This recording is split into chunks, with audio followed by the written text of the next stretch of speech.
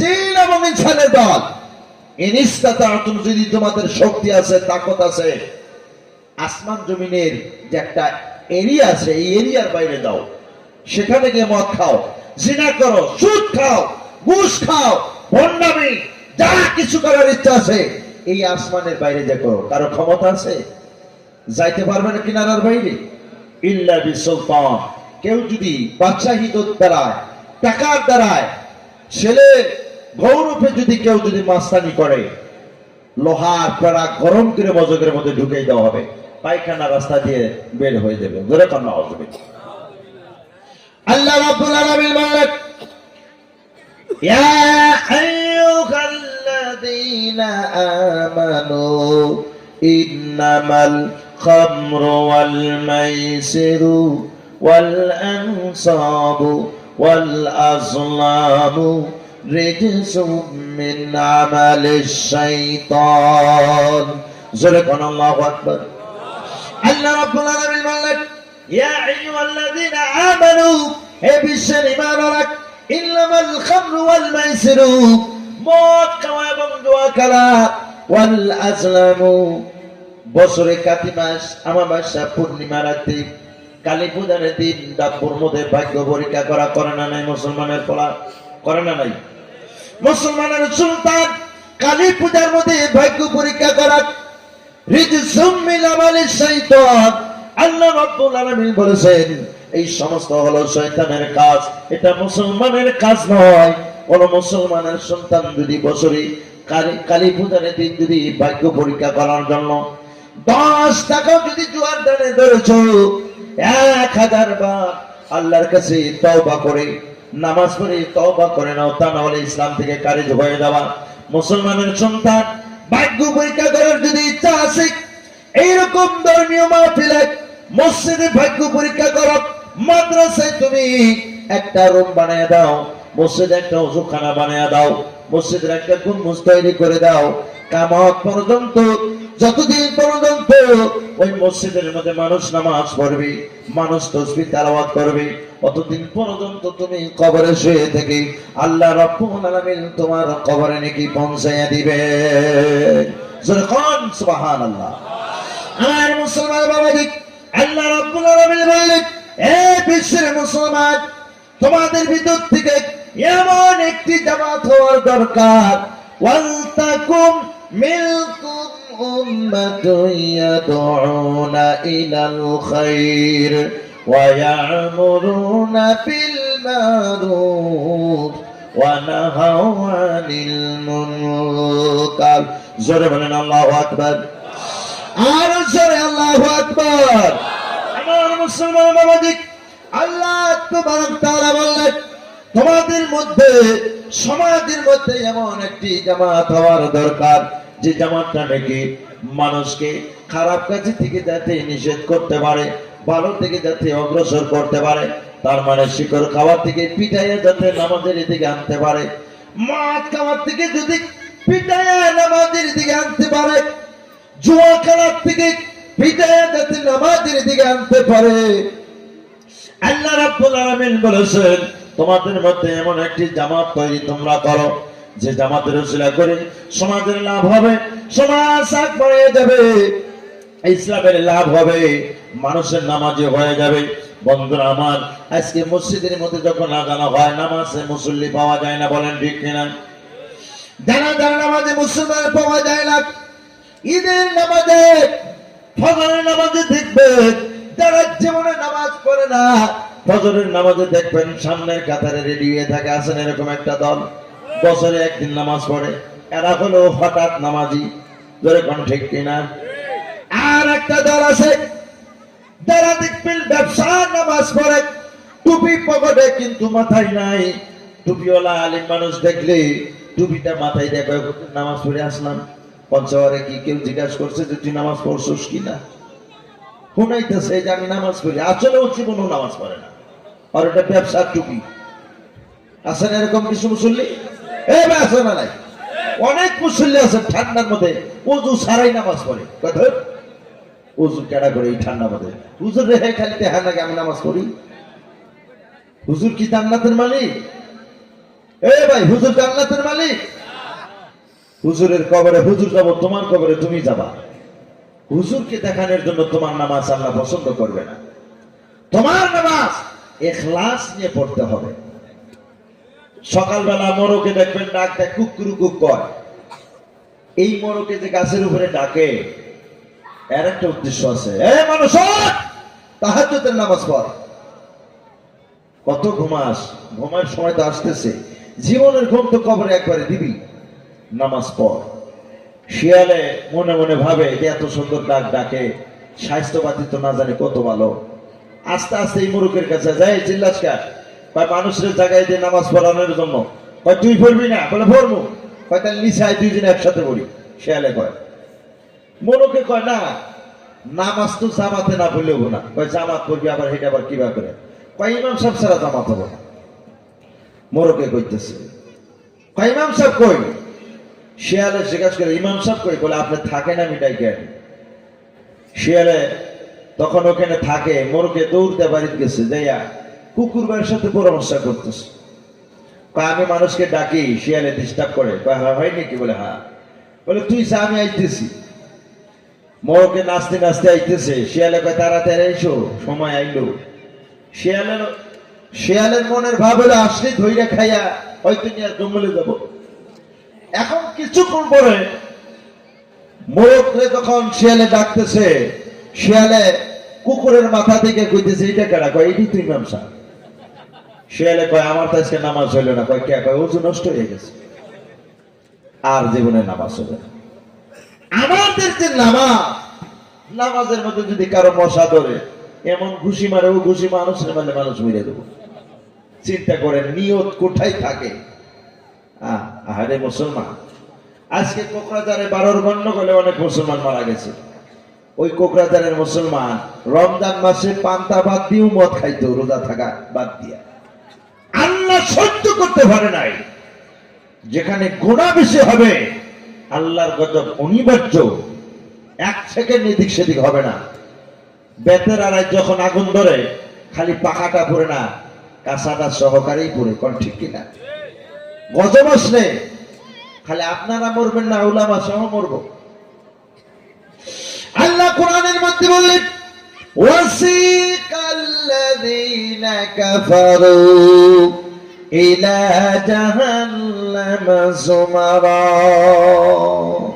জোরে নাউযুবিল্লাহ।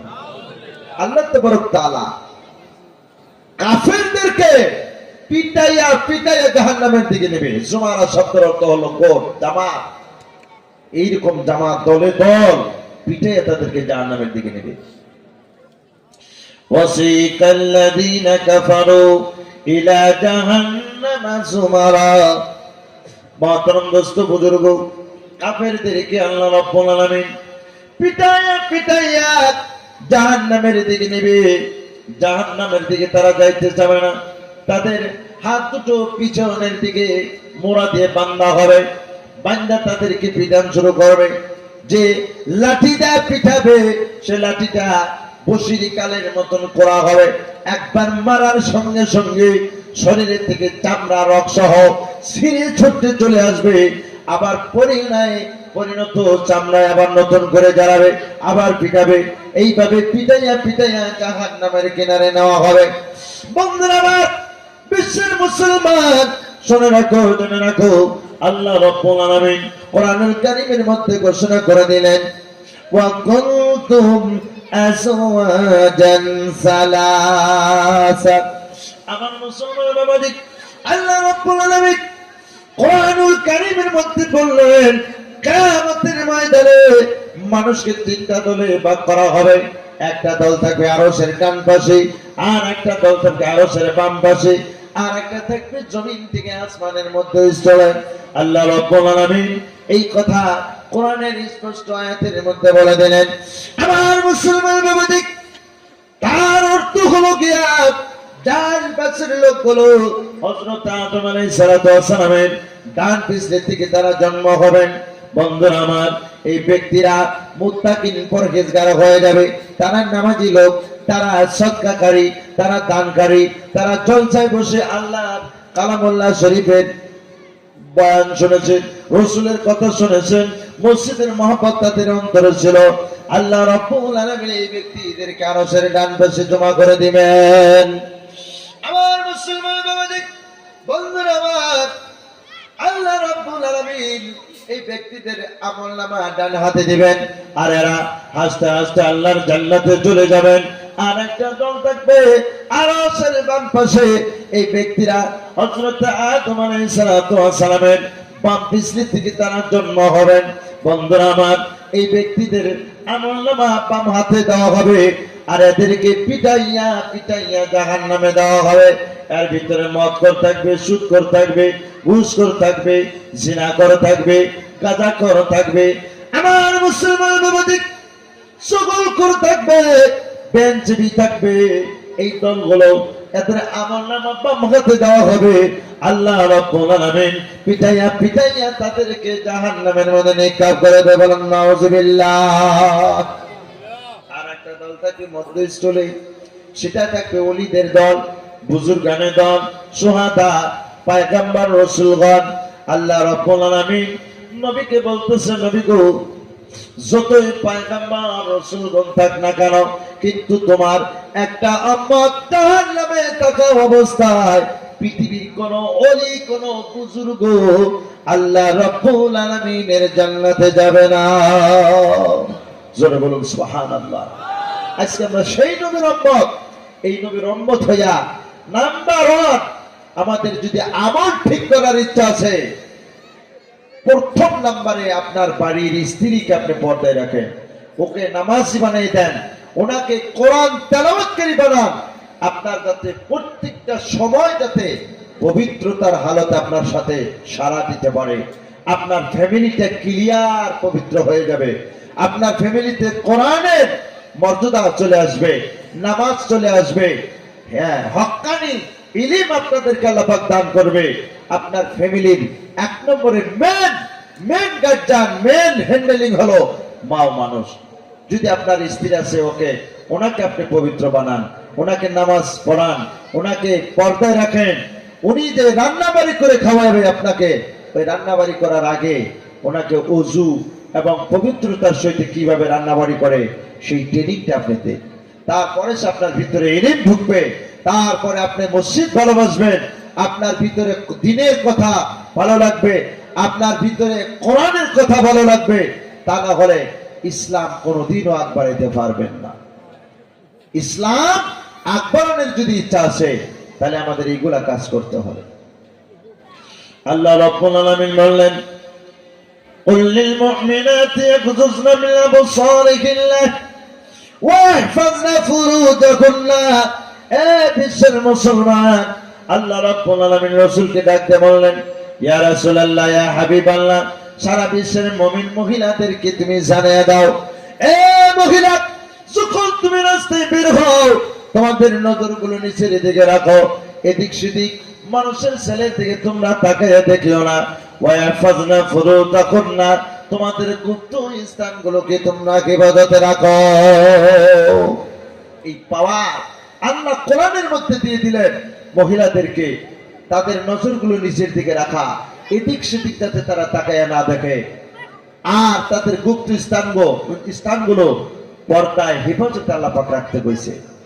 আজকে যদি একটা মালভোগ কলা আপনি যদি সুসায় এড়াইয়া বাজারে নিয়ে যান, এই কলা কেউ টাকা দা কিনা নেবে না, আপনাকে মানুষের বোকা বলবে, এই বোকা, কলা হয়তো বাজারে বিক্রি করতে আনছে, ও সিলেই আনছে, কেউ কি ওই কলাটা খাবে? ভাই, খাবো? আর যদি সুসা সহকারে নেন, 10 টাকার জায়গায় 20 টাকা দিয়ে হলেও নিয়া ওই কলাকে মহব্বত করে খাবো মানুষের। তো দ্রুত আমাদের মা বোনদেরকে সুসা সহজত রাখবেন, ভাষা বুঝতে পারছেন? অত তাদের ইজ্জত বাড়বে, দাম বাড়বে। যত উদাম করে রাখবেন, যত শর্টকাট পোশাকে রাখবেন, অত ইজ্জত কমে যাবে, সম্মান কমবে, ইসলাম নিচের দিকে যাবে, ইসলাম নির্যাতনের মধ্যে পড়ে যাবে। আল্লাহ রাব্বুল আলামিন বললেন, শুধু মহিলাদেরকে বলে নাই, পুরুষদেরকে আল্লাহ রাব্বুল আলামিন ডাকতে বললেন, উল্লিল মুমিনিনা ইয়াগুযু মিন আবসারিহিম ويحفظوا فروجهم আল্লাহ রাব্বুল আলামিন আল্লাহ রাসূলকে ডাক দিয়ে বললেন, ইয়া রাসূলুল্লাহ, ইয়া হাবিবাল্লাহ, সারা বিশ্বের মুমিন পুরুষদেরকে জানিয়ে দাও, এই পুরুষ যখন তোমরা রাস্তা দিয়ে যখন তোমরা হেঁটে যাও, তোমাদের নজরগুলো নিচের দিকে রাখো, এদিক সেদিক মানুষের মাইয়ার দিকে তাকায়া দেখিও না। ওয়াহফাযু ফুরুজাহুম, তোমাদের গুপ্তস্থানগুলোকে হেফাজতে রাখো। আজকালকার যুবকেরা টাকা দিয়ে সিরা লং প্যান্ট কিনে আনে, টাকা মতো সিরা কন্ট্রিক্ট কিনা পাছা মাথায় দেখলে দেখা যায় 1 কোটি পার বাইর হয়ে থাকে, এইরকম পোশাক পরে ছেলেরা করে। আর আল্লাহ রাব্বুল আলামিন বলেছেন, এ বিশ্বের মুসলমান, এ পুরুষরা শুনে রাখো, জেনে রাখো, রাস্তায় যখন তোমরা বের হও, আল্লাহ নবী যেভাবে হাঁটছেন, নবীজি নজরগুলো নিচের দিকে রাখছেন, প্রত্যেক কদমে কদমে আল্লাহর নবী তাসবিহ তেলাওয়াত করেছেন। এ বিশ্বের মুসলমান, আমরা যখন রাস্তায় বের হই, কার বউটা কত সুন্দর, কার মাইয়াটা কত সুন্দর, আমরা ডাইনে বায়ে না তাকাইলে আমাদের রাস্তাঘাটে চলা সহ্য হয় না, বলেন ঠিক কিনা? আল্লাহ কোরআনের মধ্যে বললেন, আল খাবিসাতু লিল খাবিসিনা ওয়াল খাবিসুনা লিল খাবিসাত। জোরে বলেন আল্লাহু আকবার। আমার মুসলমান বাবাজি, আল্লাহ রাব্বুল আলামিন বলেন, আল খাবিসাতু লিল খাবিসিনা, এই স্কুল কলেজের স্টুডেন্ট মাইয়ারা, তোমরা শুনে রাখো, জেনে রাখো, কোন মা ও মানুষ যদি কোন মেয়ে 18 বছরের আগে যদি কোন ছেলের সাথে যদি খারাপ সম্পর্ক করেছিল, হয়তো আল্লাহ না করুক ওই ছেলের সাথে যদি বিবাহ নাও হতেও পারে, এ মাইয়া, তুমি যতটুকু বিবাহ করার আগে একটা পুরুষের সাথে খারাপ সম্পর্ক রেখে যতটুকু তুমি ক্ষতিগ্রস্ত হয়েছো, তুমি যে একটা স্বামী পাইবা, তোমার স্বামীটা তোমার মতন আর একটা মাইয়ার সাথে অতটুকু ক্ষতি করে তোমাকে বিবাহের প্রস্তাবে নিয়েছে। জোরে কন্যা নাউজুবিল্লাহ। ওয়াল খাবিসুনা লিল খাবিসাত, কোন পুরুষ যদি বিবাহের আগে যদি কোন মহিলার সাথে খারাপ সম্পর্ক করেছিল, যতটুকু ক্ষতি করেছে, একটা মাইয়াকে যতটুকু ক্ষতি করেছে, ক্ষতি করার পরে আরেকটা মাইয়ার সাথে বিবাহের প্রস্তাব দেয়, আল্লাহ রাব্বুল আলামিন, তুমি যতটুকু ক্ষতি করে তুমি অন্য মাইয়ার দিকে চলে গেলা, তোমার স্ত্রীকে তোমার মতন আরেকজন পুরুষ অতটুকু ক্ষতি করে তোমার বিবাহের প্রস্তাবে পাঠিয়ে দিবে।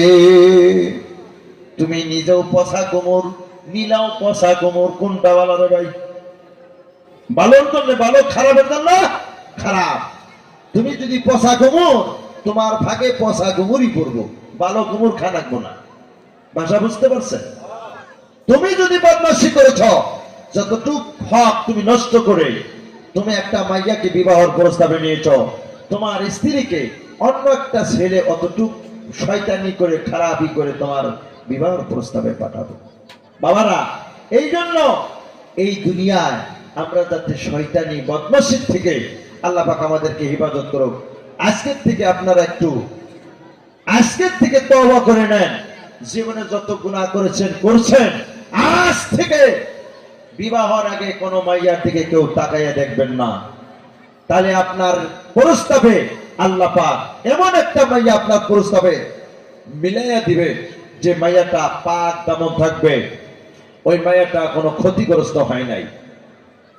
আল্লাহ রাব্বুল আলামিন বললেন, আল খাবি আত-তাইয়িবাতু লিত-তাইয়িবিনা ওয়াত-তাইয়িবুনা লিত-তাইয়িবাত।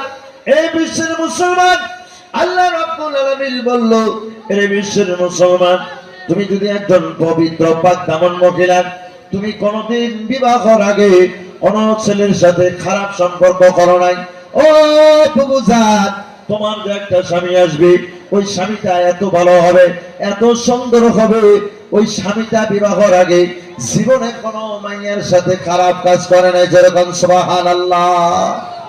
তুমি যদি পবিত্র, তোমার স্ত্রীও পবিত্র হবে। তুমি যদি নাপাক, জিনা করেছো বিবাহের আগে, কত বদমাশি করেছো, তোমার স্ত্রীও নাপাক স্ত্রী তোমার ভাগে পড়ে যাবে। ভাই ধারালি খাইদালি পুরানি আছে, ধারালি হুজানি আছে, মানুষে কয় না যতটুক তুমি ক্ষতি করেছো অতটুকুই ক্ষতি তোমাকে আল্লাহ পাক ক্ষতিগ্রস্ত মাইয়া তোমার নসিবে মিলাইয়া দিবে। এক জায়গায় এক ছেলে, হুজুর আসতেছে, শেষ করব? আচ্ছা, ছোট একটা নসিহত করে আপনাদের কাছে বিদায় নেই। একটা আলিম হয়তো তার বাবার পরিচয় ছিল না, মানুষের পরিচয় না থাকলে জারক সন্তান পায়, বলেন ঠিক কিনা? গ্রামের সবাই জারক সন্তান পায়, সেই জন্য বিশাল একটি মাদ্রাসায় গেছে, গিয়ে ভালো একটা আলিম হইয়া গ্রামে আসছে। আসার পরে গ্রাম অঞ্চলে যখন বড় একটা আলিম হইয়া আসে, তাকে মানুষের সম্মান করে না বাবা? সবাই সম্মান করে। এইবার সম্মান করলেও আলিমটা তো নিজেই জানতেছে যে আমার তো বাবার কোনো পরিচয় নাই। কোরআনে পাইছে আল খাবিসাতু লিল খাবিসিনা ওয়াল খাবিসুনা লিল খাবিসাত। জারকের জন্য জারক, খবিসের জন্য খবিস, নুচ্চার জন্য নুচ্চা, বদমাশের জন্য বদমাস। এটা তো কোনোদিনও মিক্স হবে না, আল্লাহর কোরআন তো সত্য। গ্রামে আসছে বিবাহের প্রস্তাব, ভালো একটা মাস্টারের মেয়ের সাথে উনি রাজি। নারায়ে তাকবীর, নারায়ে তাকবীর। দিন ইসলাম কি, দিন ইসলাম কি। হাফিজ ইমান আলী সাহেবের আগমন, হাফিজ ইমান আলী সাহেবের আগমন। তমাতরম দোস্ত বুঝুন, নারায়ে তাকবীর। এবার যখন বিবাহের প্রস্তাব তাকবীর। মাস্টারের মেয়ের সাথে দিন যখন ইসলাম দিয়েছেন, কি, দিন ইসলাম কি। মাইয়া দিতে রাজি। নারায়ে তাকবীর। রাজি হওয়ার পর ওনার সাথে বিবাহ হয়ে গেল। কিন্তু বাসর করে যাওয়ার পর উনি মনে মনে চিন্তা করতেছে, আল্লাহর কোরআনটা একটু পরীক্ষা করেছি, আমি আরেকটু দেখি।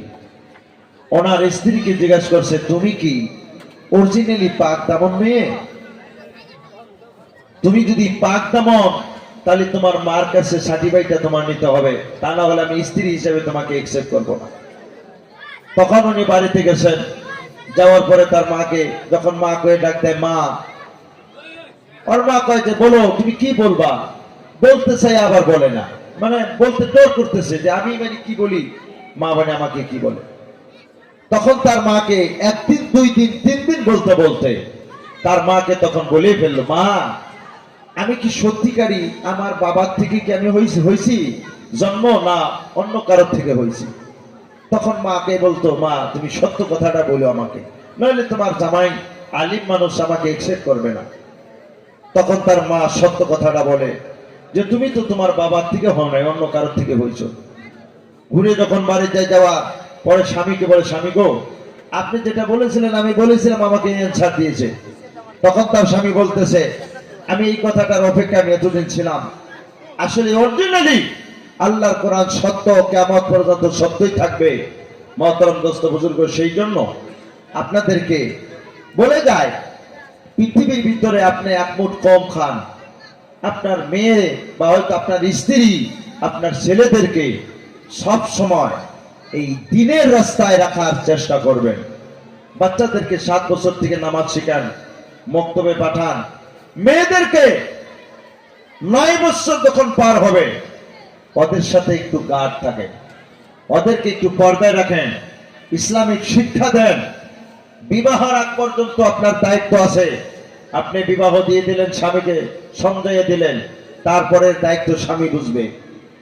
মহতরম দোস্ত বুজুর্গ, আমরা যদি এইভাবে প্রত্যেকটা গার্জেন যদি ছেলেদের মেয়েদের যদি দায়িত্ব পরিপূর্ণ হিসাবে নেই, আমার মনে হয় ইসলাম আগ বাড়াবে, মসজিদ ভর্তি হবে, নামাজি হবে। আমাদের ইসলামের ভিতরে কোরআনের তালিম শিক্ষার জোর বাড়বে, আলিমদেরকে ইজ্জত বাইরে দেবে, আলিমদেরকে সম্মান করা শিখবে। তখন সে আমাদের এই পৃথিবীর ভিতরে, ইসলামের ভিতরে বরকত আসবে।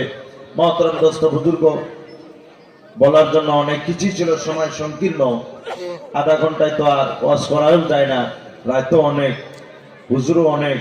যাই হোক, যা কিছু বললাম কোরআন হাদিস থেকে হয়তো যদি কথা বলেছি, আমল করার কথা থাকলে আমল করবেন, আর আমার জন্য দোয়া করবেন যাতে আল্লাহ পাক বলার থেকে বেশি বেশি আমল করার তৌফিক দান করে। ওয়া আখিরু দাওয়ানা আলহামদুলিল্লাহি রাব্বিল আলামিন। আসসালামু আলাইকুম ওয়া রাহমাতুল্লাহি ওয়া বারাকাতুহু। ধন্যবাদ হযরত মাওলানা কারিগর